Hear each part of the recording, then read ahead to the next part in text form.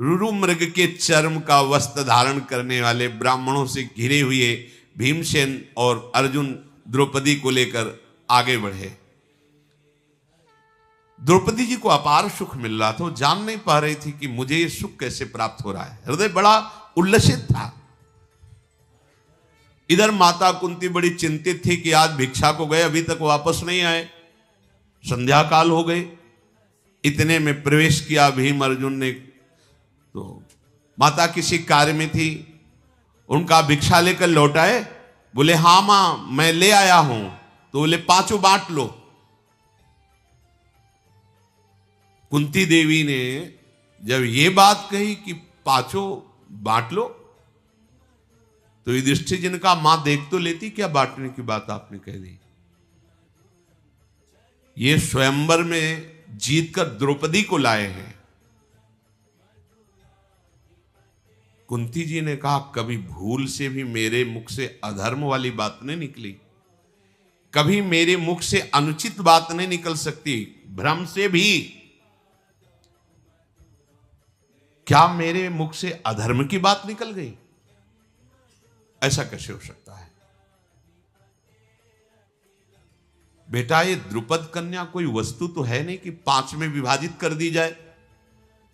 ये मैंने लगता है भूल से उत्तर दे दिया, तो मुझे क्या करना चाहिए? प्रायश्चित करना चाहिए। युधिष्ठिर, क्या मेरी बात संशय युक्त है? क्या मेरी बात मिथ्या है, भ्रमयुक्त है? क्या मुझे ऐसा बोलने से अपराध लगेगा? युधिष्ठिर जी बड़े धर्मात्मा और बुद्धिमान थे। उन्होंने कहा कि माता मैं आपको आश्वासन देता हूं, आपके मुख से जो बात निकली वो धर्मयुक्त है। अर्जुन ने द्रौपदी को जीता है और वो तुम्हें चरणों में समर्पित कर दिया, तुमने 5 को दे दिया। इसलिए तुम ऐसा ना सोचो कि तुमसे कोई अपराध बन गया या कोई मिथ्या वचन। अर्जुन बोले नरेंद्र, अधर्म का भागी मुझे मत बनाइए। सबसे पहले आपका ब्याह होगा, फिर क्रम से। द्रौपदी आश्चर्यचकित हो रही कि जीता एक ने ब्याह 5 के साथ, ये क्या हो रहा है? पांडवजन मन ही मन विचार करें कि कोई प्रमाण देने वाला मिल जाए कि हम लोगों का ये कार्य धर्मयुक्त है कि नहीं। कोई महर्षि, कोई ब्रह्म ऋषि इसका प्रमाण दे। ऐसा सोच ही रहे थे कि भगवान श्री कृष्णचंद्र जो और बलराम जो वहां गुप्त रूप से पधारे कुम्हार के घर में। अजात शत्रु महाराज युधिष्ठिर जी ही दृष्टि पड़ी, वसुदेव नंदन श्री कृष्ण तुरंत खड़े हो गए।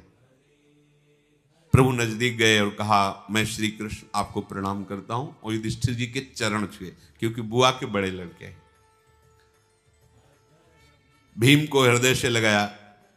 बलराम जी ने भी युधिष्ठिर जी को प्रणाम किया। कुंती जी के चरणों में माथा नवाया श्री कृष्ण और बलराम जी ने। वसुदेव जी की बहन है कुंती जी, और कहा मैं गुप्त रूप से यहां इस घर में आया हूं, आप लोग सब सुखपूर्वक हैं? युधिष्ठिर जी ने कहा आपकी कृपा है प्रभु। आपने कैसे पहचान लिया? भगवान ने कहा कि मेरा नाम वासुदेव है, मैं तुम्हें पहचान नहीं पाऊंगा। वासुदेव का तात्पर्य होता है वासना वासुदेवस्य वासितम भुवनत्रयम् सर्वभूत निवासोस्मि वासुदेव नमोस्तुते। अर्थात मेरे से सब प्रकट हुआ, मेरे में ही सब रह रहा है, और मैं जानूंगा नहीं। भगवान ने इतना कहा कि तुम ये जानो कि मेरा नाम वासुदेव है, और हंस दिया। ऐसा कौन अद्भुत कर्मा है जिसको मैं जानता ना हूं? सौभाग्य की बात है कि आप अग्निकांड से जीवित बच गए और द्रौपदी को भी प्राप्त किया। मेरे हृदय की भावना जो आपके प्रति है वो आपका सदैव रक्षा और कल्याण करती रहेगी। आप लोगों को कोई जान न पावे और हमें कोई ये न जाने कि आप हमारे हो, इसलिए मुझे गुप्त रूप से यहां से चल देना ही उचित लगता है। भीमसेन और अर्जुन कुम्हार के घर में जब द्रौपदी जी को लेके गए थे तो धृष्टद्युम्न जो द्रौपदी के भाई थे, द्रुपद ने कहा था ये कौन से ब्राह्मण हैं, कहां से आए हुए हैं, हमें कुछ पता नहीं, तुम और तुम्हारे गुप्तचर तुरंत इनके पीछे लगो और हमें कुछ ही घंटे में सूचना दो ये कौन है, कहां से आए हैं, ऐसी वीरता इनको कैसे प्राप्त हुई, मुझे नहीं लगता कि ब्राह्मण है। गुप्तचरों के साथ धृष्टद्युम्न पीछे लग गए थे। चारों तरफ उनके गुप्तचर कुम्हार के घर में आसपास नकुल, सहदेव, युधिष्ठिर जी, अर्जुन जी, भीम जी कुंती के पास बैठ करके जो भिक्षा मांग करके लाई गई थी उसका विभाजन करने का इंतजार कर रहे थे। कुंती जी ने द्रौपदी जी से कहा आज तुम विभाजित करो। पहले देखो कोई अतिथि तो नहीं, कोई संत तो नहीं बाहर भूखा, शास्त्र ऐसा कहता है। घर के बाहर निकल कर देखा नहीं, तो अन्न का सीधा आधा भाग करो और इनको दो, भीम को आधा भाग, और इसमें शेष के 6 भाग करो, क्योंकि द्रौपदी जी भी है। 4 पांडवों में, 5वीं कुंती जी, 6वीं द्रौपदी जी, भीम को आधा भाग। जब सब पा रहे थे उसके बाद द्रौपदी जी ने बचा हुआ जो शेष भाग था उसे पाया। फिर जब सब प्रसाद पा चुके बैठ करके बातें शुरू हुई, यही सुनने के लिए गुप्तचर और धृष्टद्युम्न उनके भाई वो वीर गाथाएं अपने पिता पांडु महाराज की और भी बातें, सब राजधर्म से युक्त बातें कर रहे थे। धृष्टद्युम्न ने देखकर थोड़ा दुखी तो हुए कि इतने महान महल में पलने वाली इन मृगचर मोड़ने वालों के पास मांगी हुई भिक्षा का 6वांश पाकर द्रौपदी जी प्रसन्न मुद्रा में, किसी भी तरह का उनको असंतुष्टता नहीं, और सबके चरणों के समीप ऐसे ही बिना बिछाए लेटी, क्योंकि वो सब अपने मृगचर में ही लेटे हैं ऐसे ही, और वो राजकुमारी होते हुए एक बार भी प्रश्न नहीं किया कि मैं तो राजमहलों में रहने वाली, मेरे लिए ऐसी अव्यवस्था कैसी, पातिव्रत धर्म को जानने वाली थी। धृष्टद्युम्न तुरंत जाकर के द्रुपद को सूचना दी, महाराज हमारे गुप्तचरों द्वारा और हमारे द्वारा जो परीक्षण हुआ उस 100% वो ब्राह्मण नहीं है। उनकी वार्ता, उनकी चेष्टा, उनकी संगोष्ठी ये बताती है कि कोई महावीर हैं। द्रुपद राज ने तुरंत एक दूत को भेजा और कहा जाओ उनको कहो कि महल में तुम्हारा द्रौपदी के साथ स्वागत करने के लिए हम व्याकुल हैं, आप आइए और यहां प्रसाद पाइए, मेरी पुत्री कृष्णा को भी यहां लाइए। राजा द्रुपद के कहने पर तत्काल कुंती सहित 5 पांडव महल की तरफ चले। परीक्षा के लिए उन्होंने महल में प्रवेश करते समय कुछ ग्रंथ रखवाए, कुछ युद्ध की सामग्रियां रखवाई, कुछ अन्न के विभाग करके रखवाए, बहुत सी, और स्वयं खड़े होकर देख रहे थे। जब पांडवजन वहां से निकले तो दृष्टि पड़ी, भीम भयंकर गदा उठा के देखते, अर्जुन धनुष पर प्रत्यंचा चढ़ाते हैं, नकुल सहदेव तलवार को मुठ पकड़ के भाला लेकर, युधिष्ठिर देख किसी और तरफ नहीं देखा, सीधे गए। उच्च सिंहासनों को सजा के रखा था, जाके गर्व से बैठ गए क्रम के अनुसार। महाराज को निश्चित हो गया अगर ब्राह्मण होते तो संकोच होता इन सिंहासनों पर बैठने के लिए, बिल्कुल संकोच नहीं, और जैसे बैठने की प्रक्रिया होती राजाओं की उसी तरह बैठे हैं, और युद्ध की सामग्री पर इनकी दृष्टि गई, इसलिए मैं पक्का कह सकता हूं कि ये क्षत्रिय राजकुमार ही है। द्रुपद जी प्रसन्न होकर के आए और कहा कि देखो अब छुपाना नहीं, मेरा हृदय कहता है कि तुम पांडवजन ही हो, क्योंकि हमने परीक्षा लेके भी देखा और मेरा हृदय ऐसा कह रहा है कि तुम पांडव हो, तुम ब्राह्मण नहीं हो। क्या आप कृपा करके अपना परिचय दे सकते हो जिससे मेरा संशय छूट जाए? महाराज द्रुपद के ऐसा कहने पर महाराज युधिष्ठिर ने कहा, पांचाल राज नरेश, ये तुम्हारी कन्या जिसको प्राप्त होना चाहिए उसी को प्राप्त है। अर्जुन ने विजय प्राप्त की। मेरा नाम युधिष्ठिर, यह महाबलशाली भीम, ये नकुल सहदेव और ये पूज्य माता मेरी कुंती है। अपार सुख मिला महाराज द्रुपद को कि जो मेरा मनोयोग था भगवान ने उसे पूर्ण किया। नहीं तो मैं परेशान हो रहा था कि ऐसा कैसे हो सकता है कि कोई इतना प्रवीण ब्राह्मण होकर के ऐसे। युधिष्ठिर ने कहा, फिर भी महाराज आपको हमने बता दिया, पर आपको प्रश्न करने का अधिकार नहीं था, क्योंकि आपने वहां कोई जात पक्ष नहीं लिखाया था। आपने केवल लक्ष्य वेद शर्त रखी थी, वैसे आपका पूछने का अधिकार नहीं था, क्योंकि लक्ष्य वेद करके ही द्रौपदी को प्राप्त किया। कोई आपसे दान नहीं लिया, आपसे प्रार्थना नहीं की, पर आपने प्रेम पूर्वक पूछा, इसलिए उत्तर दे दिया।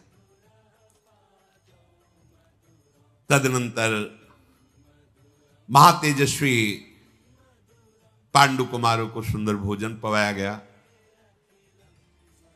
युधिष्ठिर जी ने कहा कि आगे की अब बात आप क्या सोचे हुए हैं द्रुपद जी से।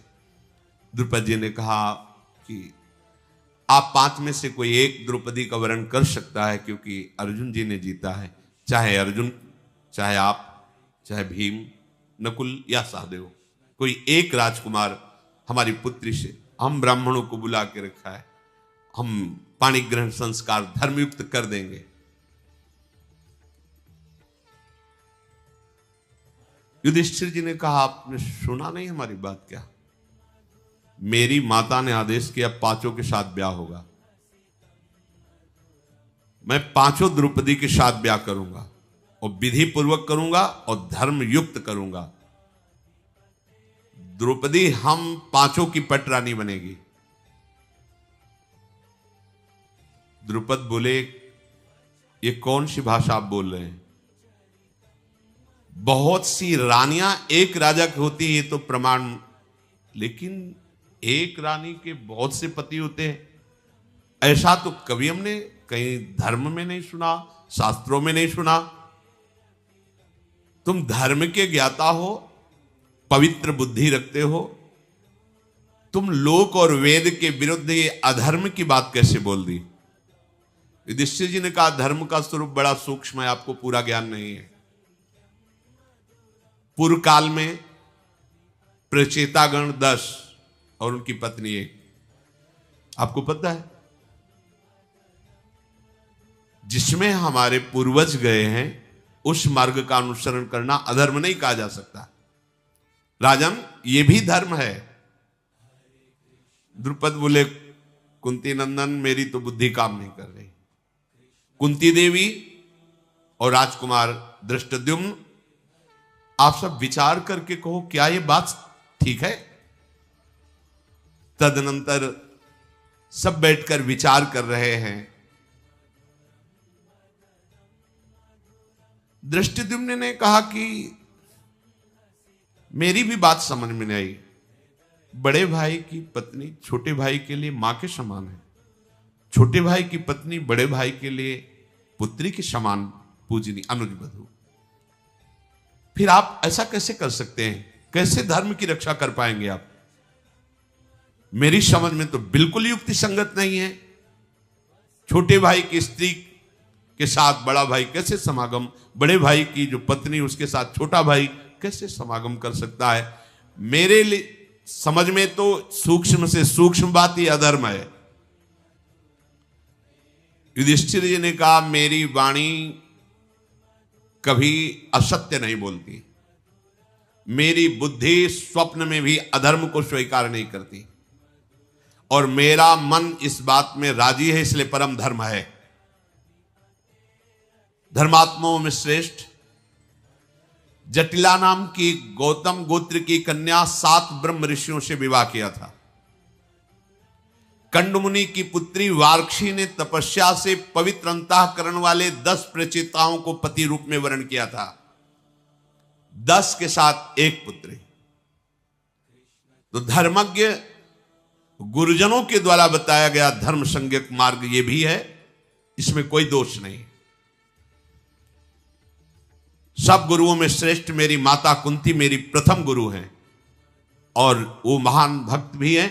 उन्होंने आदेश किया पांचों बांट करके बराबर, अब यही धर्म हमारे लिए है। हमारी माता का कहा हुआ वचन कभी मिथ्या नहीं हो सकता। ये सब बात चल ही रही थी कि इतने में भगवान व्यास देव जी पधारे। सब आनंद से मुकर उनका अर्घपाद्य आदि से पूजन किया। बैठाओ का प्रभु। द्रुपद जी ने कहा कि ये समस्या है। भगवान व्यास देव जी ने कहा, ये जो महाराज युधिष्ठिर बोल रहे हैं ये धर्म है, ऐसा विधान है। द्रुपद, तुमसे हम एकांत में बात करना चाहते हैं। हाथ पकड़ा भगवान व्यास देव जी ने, द्रुपद को एकांत में ले गए और कहा, तुम सब हमारी प्रतीक्षा करो। भगवान व्यास देव जी ने द्रुपद से कहा कि एक बार की बात है कि एक तपोवन में एक मुनि कन्या भारी तपस्या से युक्त होकर भगवान शंकर को प्रसन्न किया, और महादेव जी जब प्रकट हुए तो उसने 5 बार पति की मांग की। धर्मात्मा पति प्राप्त हो, सत्यवादी पति प्राप्त हो, महाबली पति प्राप्त, आदि आदि। तो भगवान महादेव जी ने तथास्तु कहा। वो जो मांगा ये 5 हैं, धर्मराज, युधिष्ठिर, अर्जुन, भीमसेन, नकुल, सहदेव। तो ये महादेव के वरदान से उसको प्राप्त हुई। ये पहले से विधान है, कोई नया विधान यहां प्रकट नहीं हुआ है। महाराज द्रुपद, बिना कुछ विचार किए उन 5 महापुरुषों को अपनी पुत्री का वरण कर दो। ब्रह्मा जी ने पहले से ही ये विधान रच रखा है, ये अधर्म नहीं है। भगवान व्यास देव जी ने ऐसा उपदेश किया। महाराज द्रुपद ने ब्राह्मणों के द्वारा जो पाणी ग्रहण संस्कार की प्रक्रिया है उससे पांडवों का ब्याह कर